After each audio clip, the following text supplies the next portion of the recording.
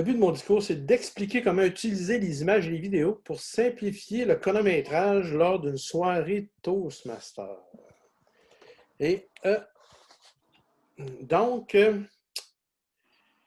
va y avoir 4 parties. La première, ça va être le contexte général. La deuxième, ça va être les prérequis que ça prend pour utiliser les méthodes, la méthode qui édite des images et la méthode des vidéos. Le contexte. Le contexte, c'est... tout le monde sait qu'on est en pandémie. On est à l'année 2020. Le COVID-19 sévit de plus belle et on est obligé d'être en mode virtuel. En mode présentiel, on a on va appeler ça un kit, mais pour chronométrer avec une lumière verte, jaune et rouge.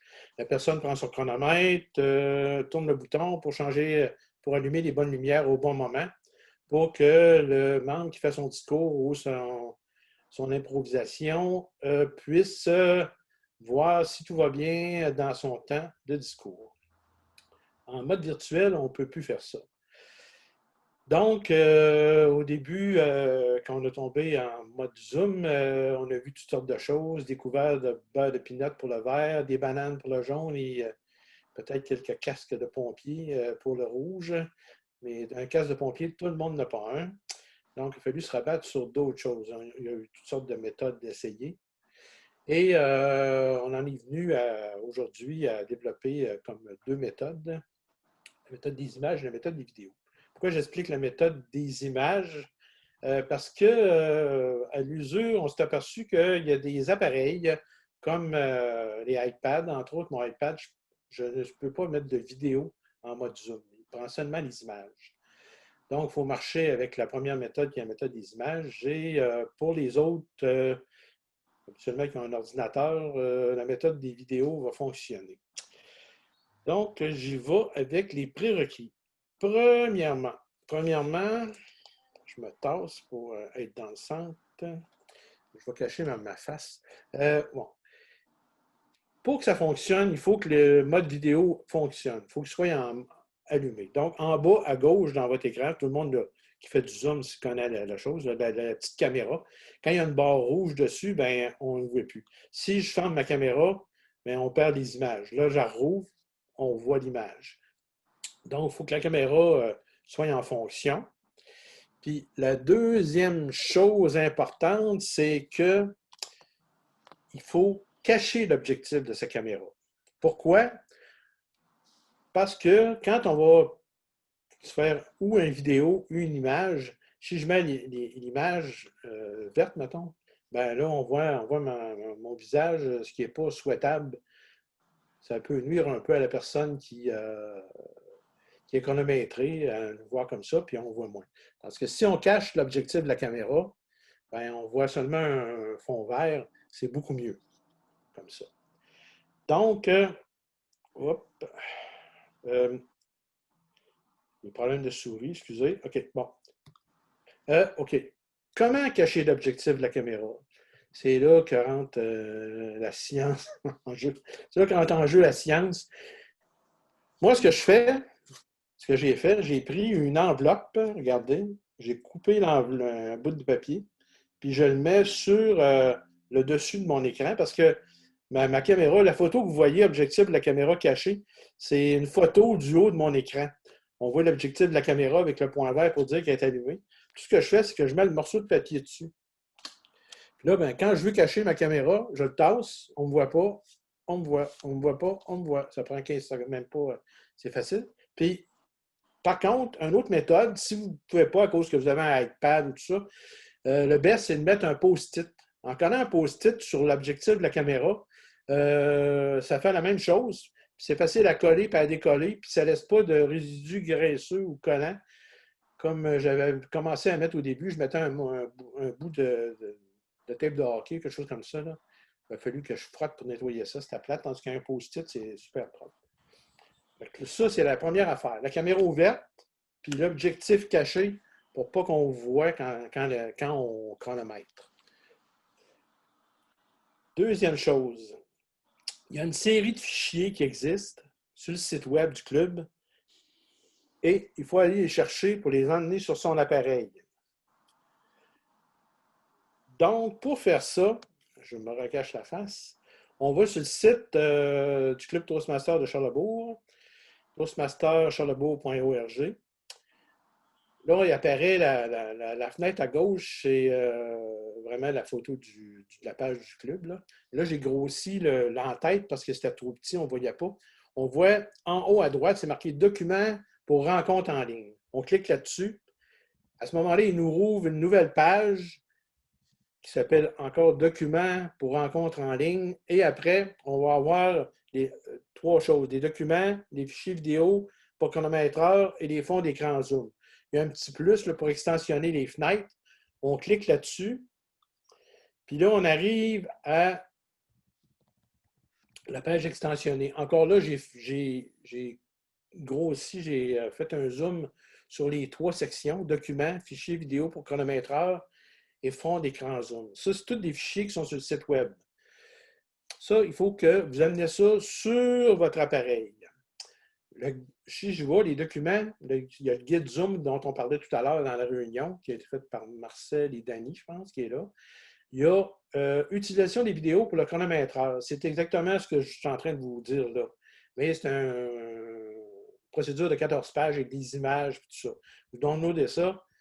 Si vous ouvrez ça, vous allez voir, tout est là. C'est exactement, pas exactement ce que je vous montre, mais c'est semblable. Je me suis basé là-dessus pour faire ma présentation. Ensuite de ça, vous avez les fichiers vidéo pour chronométreur qu'il faut que vous descendez sur votre ordinateur et les fonds d'écran Zoom. Bon, là, dépendant des appareils, c'est jamais trop la même chose. Là, moi, ce qu'on voit ici, c'est moi sur mon Mac que je les ai mis dans un sous-répertoire en particulier, OK? Je les ai divisés, là, tout ça, pour me retrouver. Mais si vous avez un iPad ou si vous avez un téléphone Google, tout ça, j'imagine que ce n'est pas pareil, là, avec Windows aussi. Je ne pouvais pas trop m'étendre là-dessus pour dire, ça va dépendre si c'est à vous à connaître votre appareil pour savoir où ce que vous mettez vos fichiers. Ce qui est important de tenir là-dedans, c'est que les fichiers vidéo, j'ai remarqué que si on les déplace après, une fois qu'on a fait le lien entre Zoom et le fichier vidéo, si je déplace mon fichier vidéo, Zoom ne le retrouve plus. Donc, il faut se structurer, mettre ça à une place, ce qu'on sait que ça ne bougera pas, puis on laisse nos affaires là. Un coup qu'on a ça. Donc, on a notre écran ouvert, on a notre caméra cachée, on a été sur le site web, on a tout downloadé nos données, tout est pour le mieux dans le meilleur des mondes. Maintenant, il faut faire le lien entre les fichiers et le logiciel Zoom. On va commencer par le mode image. Pour faire le lien entre les deux, il faut aller dans les paramètres de Zoom. Donc, là, j'ai mis une petite procédure. On y va par le 1. Vous avez la caméra qui est en bas à gauche dans votre écran tout le temps.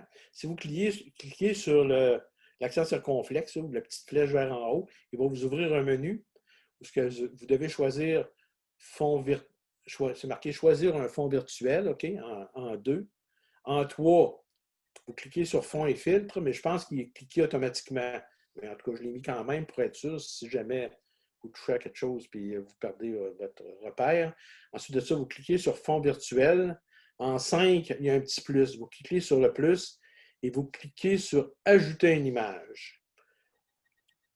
Un coup qui a fait ça, là, le logiciel Zoom va vous ouvrir une fenêtre. Là, c'est à vous d'aller chercher tout ce qu'on a sauvé tantôt. On dit on a sauvé nos fichiers quelque part. Là. On avait cette fenêtre-là. Bien là, il faut aller là pour aller chercher les images qu'on veut avoir.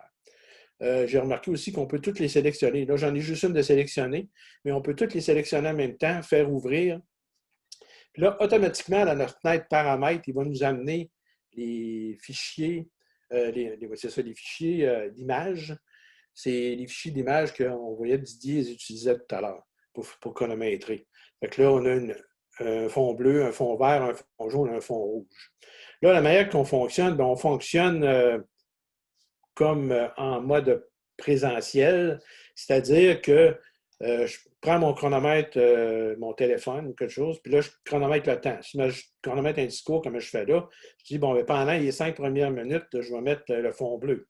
Rendu à la 5e minute, je vais mettre, pendant une minute, je vais mettre le fond vert. À la 6e minute, je vais mettre le fond jaune. Et à la 7e minute, je mets le fond rouge. Mais pour faire ça, je fais juste cliquer sur l'image comme telle. Là, comme là, comme là, quand je vous parle, là, ma fenêtre paramètres est ouverte dans mon ordinateur. Fait que je perds une partie de mes affaires. Je ne vous vois pas toutes, mais euh, ma fenêtre paramètres est ouverte et je peux cliquer sur les images à mesure que le discours avance. Là, à la fin, ben, je prends en note comment ça a pris de temps.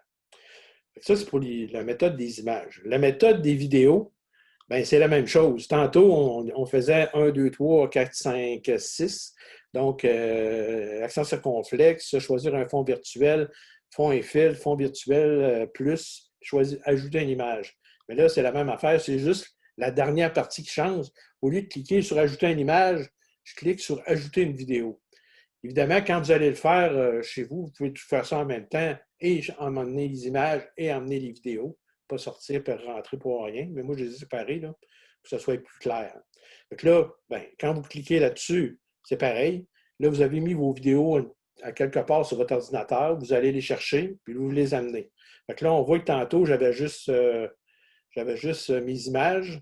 Puis là, maintenant, ben, j'ai les images plus des vidéos. Bon, les vidéos, pourquoi les vidéos? Les vidéos, parce que c'est beaucoup plus simple. On n'a qu'à cliquer sur la vidéo, puis tout se fait tout seul. Le chronométrage est automatique. Les bonnes images s'affichent dans le bon temps. Ici, j'ai fait mettons, je veux faire un discours de 7 minutes. Je peux cliquer 7 minutes. Puis là, il va partir, puis là, il va chronométrer un discours de 7 minutes tout seul. Je n'ai rien à faire.